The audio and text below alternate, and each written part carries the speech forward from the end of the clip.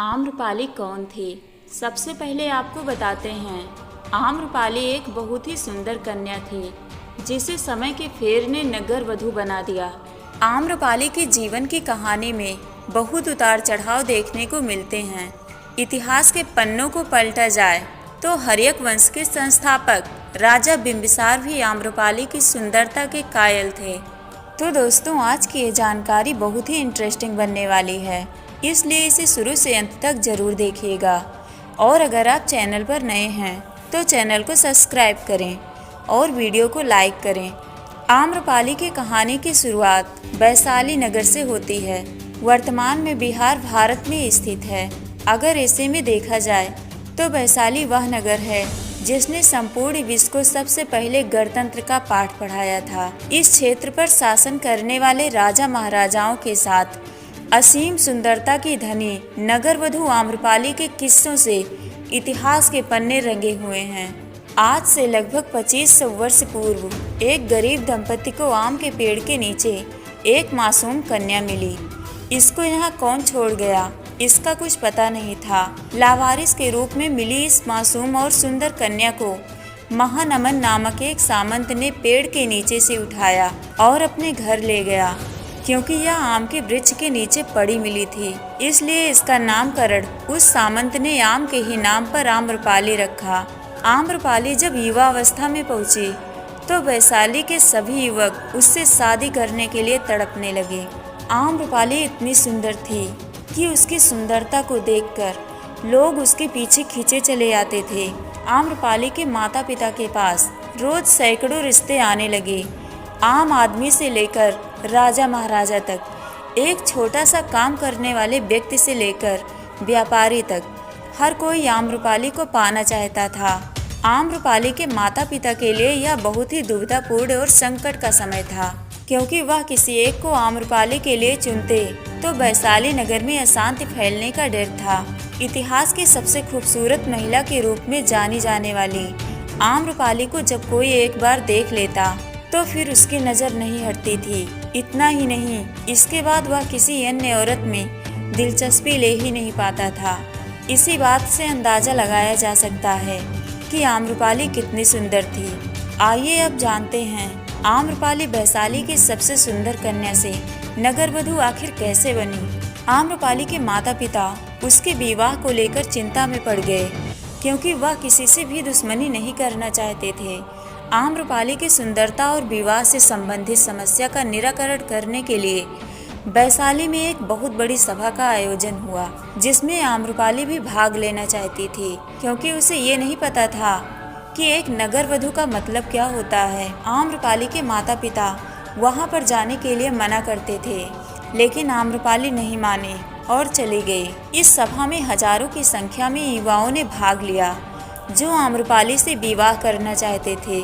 इतनी बड़ी मात्रा में एक साथ युवाओं को देखकर वैशाली गणतंत्र की सभा में यह निर्णय लिया गया कि आज से आम्रपाली किसी एक की न होकर संपूर्ण वैशाली की नगर वधू घोषित की जाती है।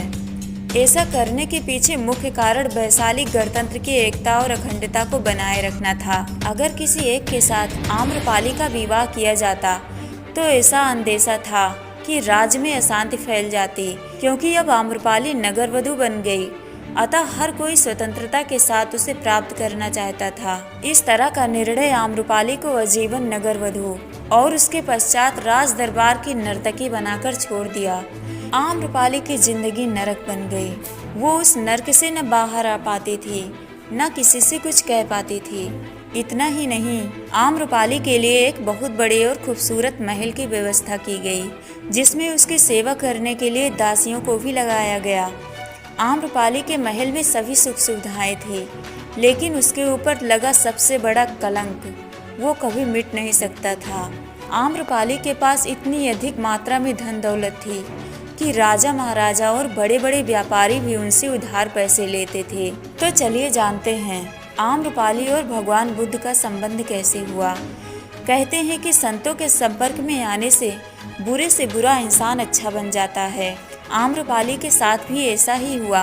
वैशाली नगर में एक नगर वधू का जीवन यापन कर रही आम्रपाली के जीवन के अंतिम समय में ऐसा पड़ाव आया जिसने उसके जीवन को पूर्णतः बदल दिया। यह घटना उस समय की है जब आम्रपाली भगवान बुद्ध के संपर्क में आई और उनके प्रवचन सुने। आम्रपाली और बुद्ध का संबंध एक गुरु और शिष्य का था।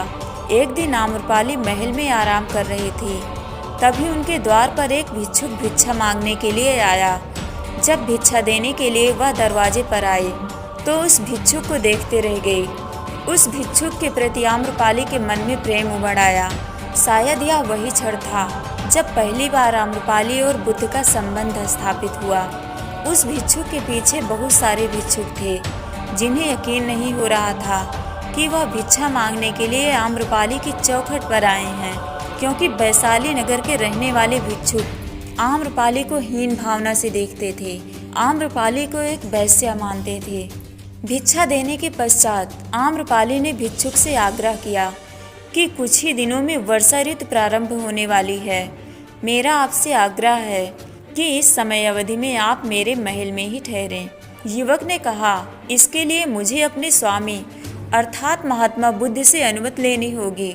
अगर इसके लिए वह सहमत हो जाएंगे तो मैं यहाँ रुक जाऊँगा। जब यह बात महात्मा बुद्ध के पास पहुँची तो महात्मा बुद्ध ने अपने शिष्यों से कहा कि अभी वह वहाँ पर रुका नहीं है, उसे रुकने के लिए मेरी अनुमति की ज़रूरत है, और वैसे भी बिना मेरी अनुमति के वो वहाँ पर नहीं रुकेगा। आम्रपाली की चौखट पर भिक्षा मांगने गया युवक जैसे ही लौटा, सबसे पहले महात्मा बुद्ध के पैर छुए और उन्हें सारा वृतांत सुनाया। इस पर बुद्ध ने उस भिक्षु से कहा कि तुम वहाँ पर रह सकते हो। भगवान बुद्ध के इस निर्णय से अन्य भिक्षुक परेशान हो गए।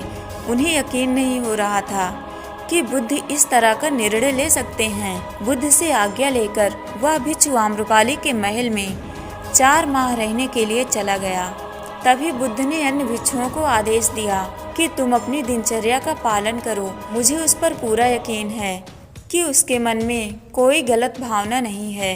यदि इसे वहाँ पर रहने के लिए आज्ञा नहीं दी जाती तो उसको आघात पहुँचता, क्योंकि उसका मन निर्मल है और मुझे पूरा यकीन है कि वह आम्रपाली के प्रेम जाल में बिल्कुल भी नहीं फंसेगा।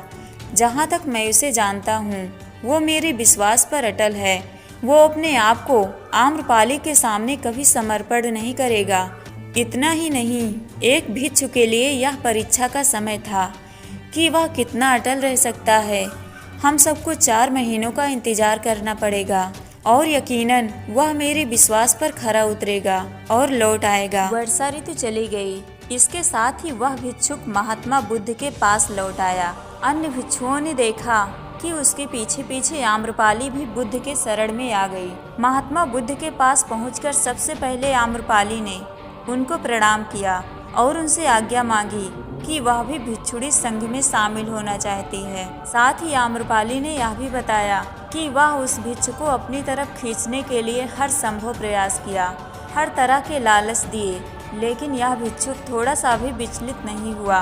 यह देखकर मेरा मन परिवर्तित हो गया और मैं भी एक भिक्षुणी का जीवन यापन करना चाहती हूँ और यह भी जानती हूँ कि यही सत्य और मुक्ति का मार्ग है। मेरे पास मौजूद समस्त धन संपदा को मैं आपके चरणों में समर्पित करती हूँ। आम्रपाली का महल बौद्ध भिक्षुओं का वह मुख्य स्थान बन गया जहाँ पर चतुर्मास में सभी भिक्षुक यहाँ पर रहते हैं। नगर वधु से लेकर महात्मा बुद्ध की सबसे प्रतिष्ठित भिक्षुओं में शामिल होने तक का सफर आम्रपाली के लिए कतई आसान नहीं था। आम्रपाली और बुद्ध के संबंध ने आम्रपाली के जीवन को पूरी तरह से परिवर्तित कर दिया। तो दोस्तों, आम्रपाली कौन थी? आम्रपाली नगर वधु कैसे बनी? साथ ही आम्रपाली और बुद्ध का संबंध क्या रहा? इस पर आधारित यह वीडियो कैसे लगा? कमेंट करके अपनी राय जरूर दें। और दोस्तों, वीडियो को लाइक, शेयर और सब्सक्राइब करना ना भूलें। और आगे भी आम्रपाली की बहुत सारी वीडियो आप तक भेजी जाएगी।